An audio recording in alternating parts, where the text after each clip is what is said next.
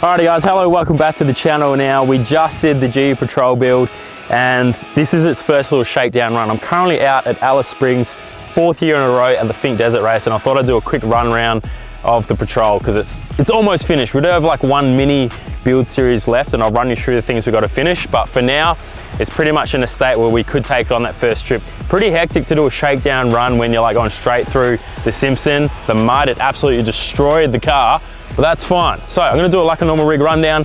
We'll do the external, interior, canopy, back, underneath, wheel suspension, all of that. So let's jump in and see the Patrol 4.0.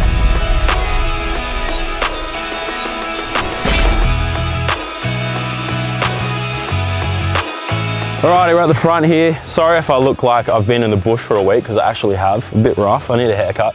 The boys are over there camping, so there might be a bit of rowdy background noise, but that's fine. Right, elephant in the room, this bar is not staying, okay? So that's one of the things that we're currently waiting on. This bar was built, chopped up, cut for the Y62 front end. We have gone back to the Series 4.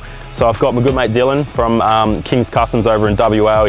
He's scanned and gonna be CAD designing a new bar for this. I was gonna build my own, but just the whole fit and finish of this build, it kind of just deserves a nice bar on it, and I really love his work. He's super different.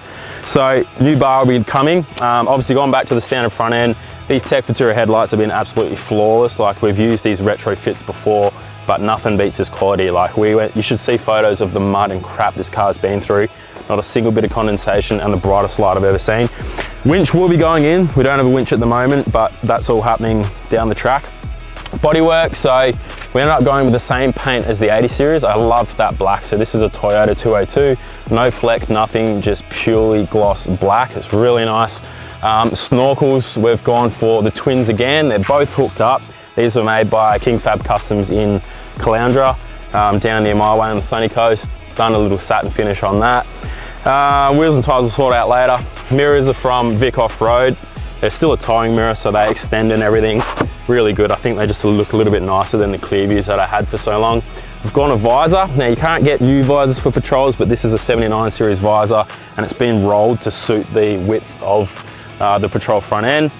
All standard stuff on the front. So yeah, paint, we do have scrub bars, sliders, so that'll be coming too in the next build. But pretty much the rest of it's sort of done. We'll talk about suspension later, but this is the Superior Off-Road Pro Kit. We've done a progressive indicator there, so that's off a 79 series, and we've retrofitted it. Let's go to the canopy and the back. All right, the whole back end, we got this all built from Healer. Healer are down in Victoria. Awesome train canopy setup that I saw at the Brisbane 4 Drive show. Gone to a single spare so we can have this little, it's like a water carrier, but I use it as a bin because I've got this cool little feature where you pull this section out, flip it over, and that's your bin. And then when you're finished with it, you can put your bag in there and lock it away. So that's been a pretty sweet little feature. We got a little bit of damage from the motorbike that was on the wheel carrier for this trip, so we're gonna have to get that replaced. Trundle drawer as usual. So obviously this has all got hammered off road, but nice table, all dividers and stuff in there for all your spare parts. So that's sweet. Now the biggest thing on this tray, and one of the things I've always done with this car, is the exhaust coming out the back. We had exhaust, we had holes, we've done all that sort of style, but this time we've made the tips the fixed part of the tray, and it's like a slipper design inside, so that makes that real tidy back end with the exhaust coming out there, so that's sweet. We'll run around this side. On top, we've got the Outback Tourer Z tent. We've got their 270 awning, that opens both ways as well. And one of the big features that I love with this canopy is the way it is jack off, but the way it's been built, the actual canopy door fully runs to the edges, and it's just a single latch in the middle. We'll open that in a sec, but just there's a few more features on the side here. At the front, got water tank, so there's 70 litres of water. That's all just gravity fed, which is really nice, so you don't get any drums with pumps. We may be running a pump on the other side, I'll show you later. Toolboxes, we got spare parts in there, some spotties and stuff. They're all on gas struts, which is sweet. Same with the back one, we got tools, we got the SP Tools grinder, ratchet, we've got power tools, batteries, chargers, all of that good stuff. Another little design change we're going to do is just lift up these guards. So they got caught a few times, and we're just going to shorten the front to match that. Same with the rear, they're just too long, so we'll bring it back about 100 mil, and it'll just stop it getting caught, because they got caught in the mud, bent up a little bit, which is no good. So let's open up, have a look inside. This is the kitchen side. Straight off the bat, one of the best features I love about this canopy and the one I had last time is having like a white interior.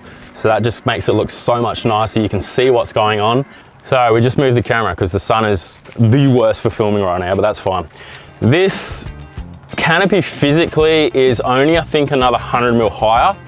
It's still the same sort of dimensions. I think it's like 1800 by 19, maybe a little bit longer. But for some reason, there's just so much more room than my last canopy. I don't know why. If you remember the P-core setup here, we've kind of deleted that and changed it to this sort of style. So from left to right, we'll talk about electrical in a second, but we've got the Red Vision screen there, a few chargers and stuff. This is the Bushman upright, so it's an 85 litre, which is sweet. Shout out to Jared from Rome Gear for sorting that out last minute. This is where it gets cool because the boys didn't even know this existed till like third day on the trip, but when you open that, you get pantry side in there. Like, we are on a massive trip at the moment and we haven't even used any of that space. Like, that just shows how much there is. Pretty cool on the front, you've got a towel roll holder thing, so your paper towel roll's always there. On the bottom here, big drawer. This is kind of what we're using for pantry at the moment. So that comes out, and then we also got built-in induction. So it's a twin induction. So we've got a 3000 watt radar converter, and that's always there, which is sick. So you're cooking on induction. Once you try it, you'll never go back. Talk about wind, if it's too cold, blah, blah, blah. Instant heat, no matter where you are. So that's sick. So that's sort of that kitchen side. This opens bigger again. So you got a full table on this side. Also pops up so you can put all your knives and forks and stuff in there. And then another massive drawer. Like, this is also pantry stuff, but it's sort of pots and pans as well. So it's like all of that good bits. Another one the boys didn't even know about is up here is also a drawer. So we use that for all drinking water, cans of Pepsi or whatever you want. Little tray on the front for stuff as well. So all these things just add up and make it so much storage. Also up the top here, just some area to put stuff. We've got a little solar blanket there, EcoX speaker at the back. One little feature that I did want on this whole canopy, that was a request of mine, is at the top, there's like a little shelf on a table. So the one thing when you set up at camp, first thing you grab is your chairs and your camp table. So there's this little slot up the top. I fit 2 tables up there. There's one there, one here. This is a little cable for the solar panel.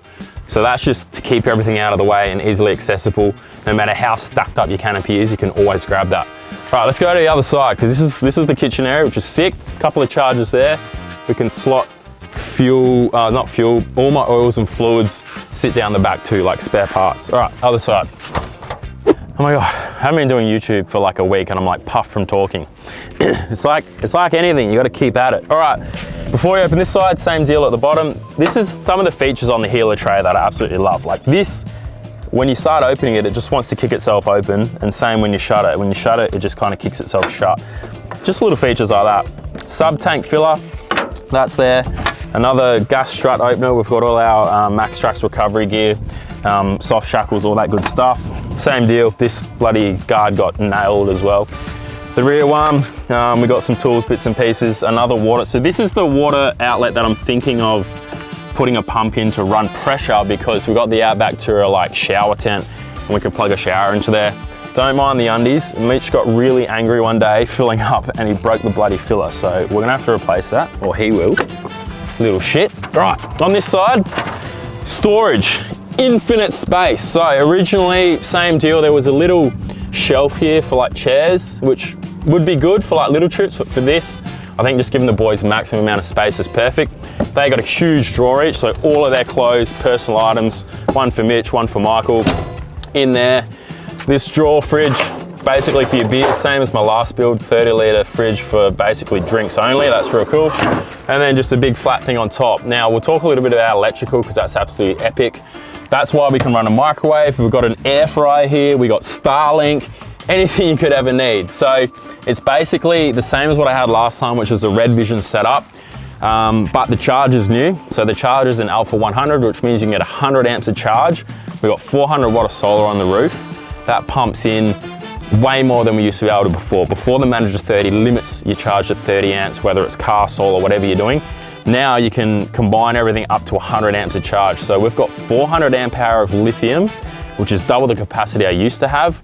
The reason I've done that is now that we've got induction cooker, microwave, all that stuff. The boys on this trip, Alice Springs is freezing. 3 of them have been hooked in all night with bloody heated blankets, and we've never seen it drop past about 50% in the morning. So that's mint. 3000 watt inverter, the charger, and then the red vision, the screen, all that's normal. So it means you can pretty much run any appliance. It's absolutely epic. So we've got also an input for solar as well. So we got, I think, a 300 watt solar blanket. So literally over the next couple of days, we're parked up for maybe 3 days. So with a 400 on the roof, 300 blanket, will literally probably get another like 30, 40 amp charge during the day, which means you won't have to drive it and you can stay parked up forever. Hardcore lights throughout, all the lighting's usual, but being white, it's super bright inside, absolutely mint. Right, let's move on to engine bay, see what's changed under there. Woo! Rightio, we have the 6.6 Duramax flawless engine. We did this in the last build, best thing I ever did to this car. It was 3 litre, then it was supercharged LS, and now this is a 6.6 turbo diesel V8 out of a 2006 Chevy Silverado from America. It runs a 6-speed Allison transmission. The big tune on it, we've done a stage 2 turbo plus 70 injectors, 650 horsepower and about 1700 newton meters of torque. That's on the big tune.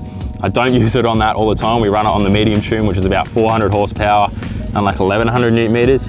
Exactly what you need for a car this heavy, this big, pull out, goes around trucks, all that good stuff. All the same intercooler piping that I ran before. We didn't change too much under here. King Fab have obviously redone the crossover pipe for the dual snorkels, a new air box, which is sick. The thing sounds amazing and it needs that air. The amount of air pumping into this thing, twin 4-inch exhaust out the back, it just moves a lot of capacity. So that's why that's there. We fixed a few things, overflow bottles. We've moved the transcooler to the front, which has fixed the temps like crazy. Like it was pretty much getting hot up the beach. Now the boys struggle to get temp in the thing, which is kind of a good problem to have. They unplugged the fan and now the transmission's sweet. So not much to change under here. Since the motor's been in, it's been pretty flawless. It had a little drama on the Simpson Desert. You'll see that in the episodes coming up, but other than that, bulletproof motor, and I absolutely recommend it. Right, let's go quickly inside the car. Rightio, inside, we didn't change too much in here, but just a quick recap of what has been done from stock. Everything's changed. Whole dash is out of a Series 4 wagon STI model. That was done years ago. That's where you get your black door cards, your new dash, because the Utes always come out with the old Series 3 dash. It's like brown and shit. I don't know why they do that. Steering wheels from PVS. It's like a carbon leather wheel. That's been really nice. I've had that for a few years.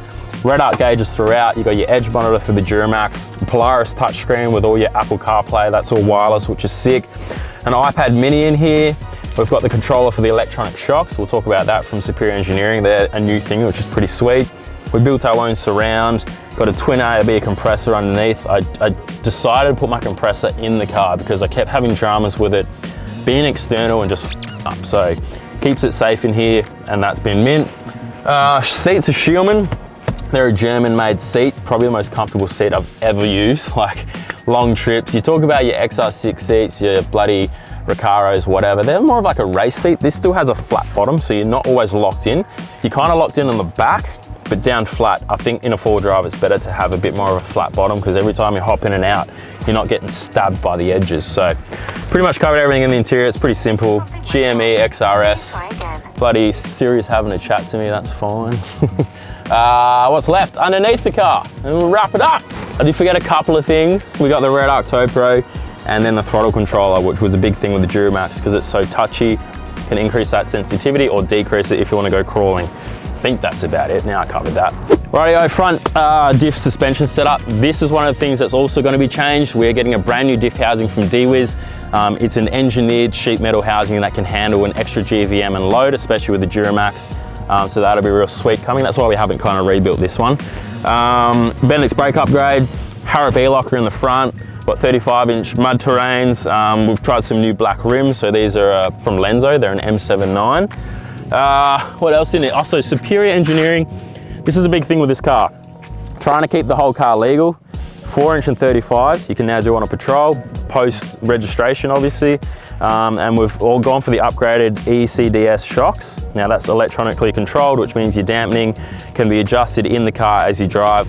For example, if I take my canopy off, soften the rears, it rides mint, put all the weight back in it, stiffen up the rears, and it rides good again. So they've been a flawless shock. I've tried a lot of different ones and these have been the best so far. They're brand new billet control arms, not control arms, they're steering arms. So they're like an aluminium billet. Another thing that's getting changed is the rears. So I actually got a message the other day, the rear lower control arms, even if they're a long arm, are available in billet alloy. So that's also getting changed in the next little build series. Rear diff we've changed to a H260. So that's got a bigger pinion and crown wheel for the Patrol. So out of the 4.8s with a bit more power. And we obviously needed that for the torque of the Duramax. That's been all braced. It did have a locker in there. I exploded it out on the racetrack. So it's LST at the moment. But yeah, airbags in the rear too, which is awesome because same deal, like when you're even just changing weight in the Canopy, left to right, you can just get it sitting good again.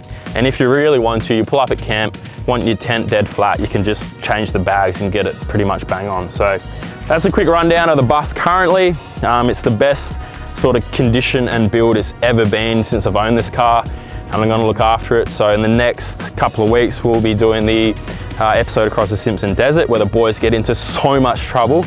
Dramas with the car, dramas with things breaking, CVs, getting bogged a billion times, destroying the paint job. It all happens. So that'll be coming out soon. And then we'll rip into the final little stage where we finish off all the bar work, bull bar, diffs, all that kind of stuff. And she'll be 100%. But for now, this is my ultimate dream car. People ask me, what's your dream car? This is it. I'll never sell it. A lot of time and money, blood, sweat and tears have been put into this build. So if you want to see more, subscribe to the channel and we'll be out here using it. We've got 6 trips this year and we want to see you on every single one. So thanks for watching, subscribe. We'll see you next time.